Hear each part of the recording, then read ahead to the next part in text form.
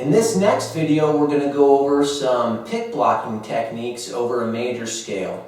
And what this is going to do is it's going to build some muscle memory in our right hand and give us a way to traverse these different string sets. Now, a lot of pedal steel players palm block, and that's fine. And they also only use the thumb and middle finger. That's kind of the old guard of pedal steel. Buddy Charlton, Buddy Emmons, Jeff Newman, folks of that era, which is great, and it sounds really percussive and awesome as well. I've tried going down that route, but it doesn't suit me as well, as pick blocking is more natural. So you kind of have to go with whatever suits you better, and maybe you have to try both methods before you really know. And I found out that I like to pick block. I like to use 3 fingers. I feel that by learning guitar and a little bit of banjo, I've always gotten more mileage out of Travis picking with 3 fingers or rolling on a banjo with 3 fingers, which both of those techniques you do use on the pedal steel. So without much further ado, let's run through some of these exercises. Here we go. All right, let's break this down, and what we're going to do is we're going to start out at the 3rd fret, and we're going to pick block a G major open position scale. So here my bar is at the 3rd fret, and I'm going to put my right hand so that my thumb is on string 3 and my middle is on string 1. All right, and I'm going to alternate thumb, middle, or thumb 2, thumb 1, 2, right? Thumb 2. And let's take a look at some of this right hand technique.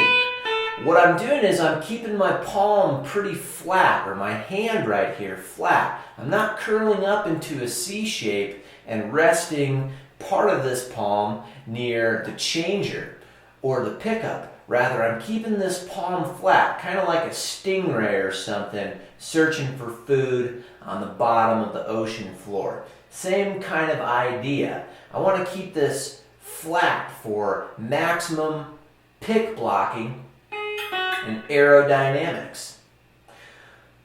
Here I am, 3rd fret again. I'm going thumb, middle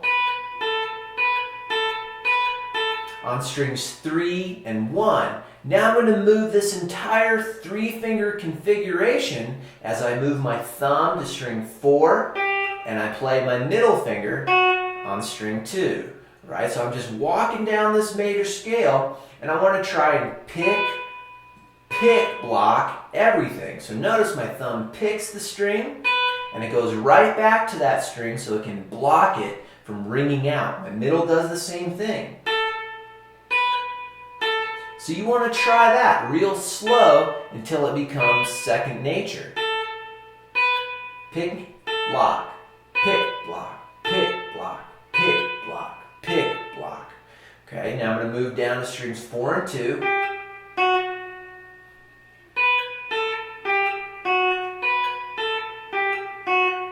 And I'm just going to start working out those 2 string sets till they become real comfortable.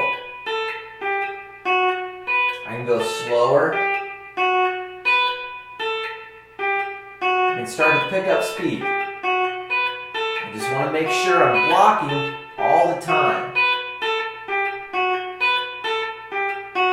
Now, when I get to my 5th string, I'm going to drag this whole 3-finger configuration in my right hand so that my index and my middle are resting on the 2 adjacent strings from my thumb.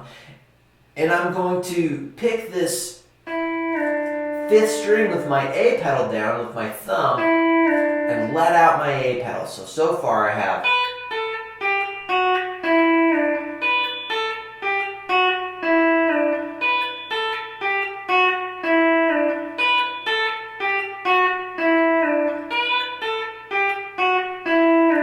Good.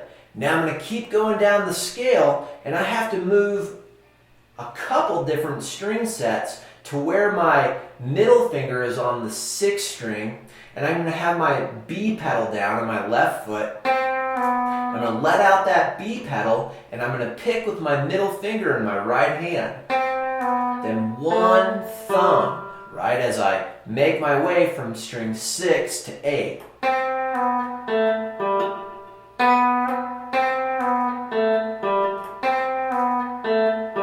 Right, so I've got to move my 3-finger configuration pretty far after I play string 5. And I have to get used to finding those strings.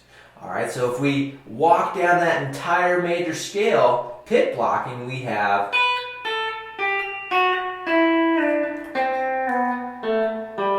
right.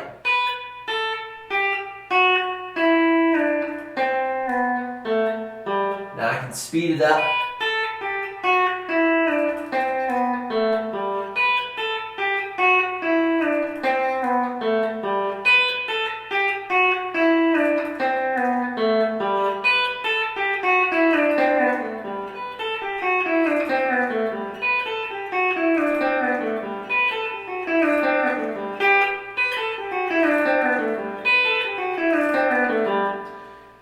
Now, when I'm doing this, I want to bring the bar with me as I go. I just don't want to leave it in one place. So I want to try and get this sweet spot below the curve on whatever note I'm playing. Also, as I do this, I don't want to look at my right hand. That's because my bar hand, I really have to look at it to keep it intonated. So if I get in the habit of constantly looking at my right, then I'm going to have poor intonation. What else here? Okay, so we've walked down the scale. Now, if we walk up the scale, we're going to do a slightly different right hand fingering. I'm going to start off 8th string, thumb, 1, 2, same way, just in reverse. I'm going to put that B pedal down when I get to string 6, thumb, 1, 2. Now, I'm going to use my index finger, move my claw so that it surrounds my index finger. Thumb and middle are surrounding my index. And I'm going to hammer on my A pedal, string 5. Okay. Now I got to move this string set again so that my middle's on string 2, then thumb on string 4, then move it again so I'm on string 1 and 3. So I finish off with fingers 2, thumb, 2, thumb on strings 2, 4, 1, 3. It's a lot to think about. Right, so 2, 4, 1, 3, middle thumb, middle thumb. So I walk up that entire scale and I'm going thumb, 1, 2, 1, 2, thumb, 2, thumb. Thumb, 1, 2, 1, 2, thumb, 2, thumb. So walking down, I have thumb, 2, thumb, 2, thumb, 2, 1, thumb. Walking up, thumb, 1, 2, 1, 2, thumb, 2, thumb. Okay? So that's what I want you to try as far as your right hand. And I can practice this by playing along to my handy backing track in G major. Over a G chord, take 3. Let's try it. 1, 2,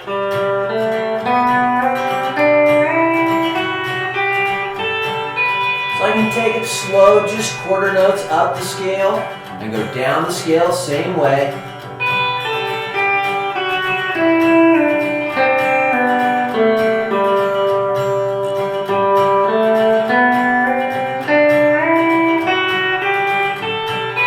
Back down.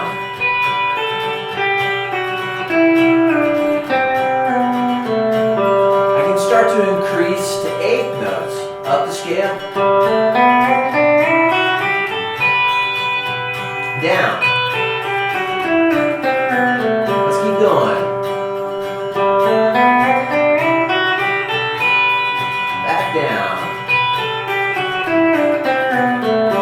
I can start to go faster.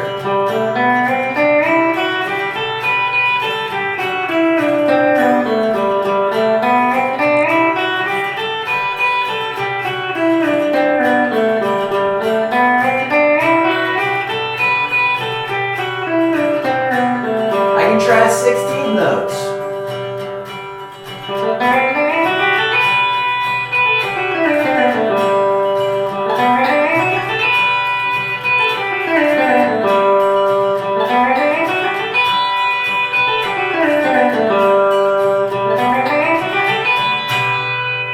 Right? So I can use all those options to get up and down that scale at whatever pace suits me for the time being. Okay? So give that a shot.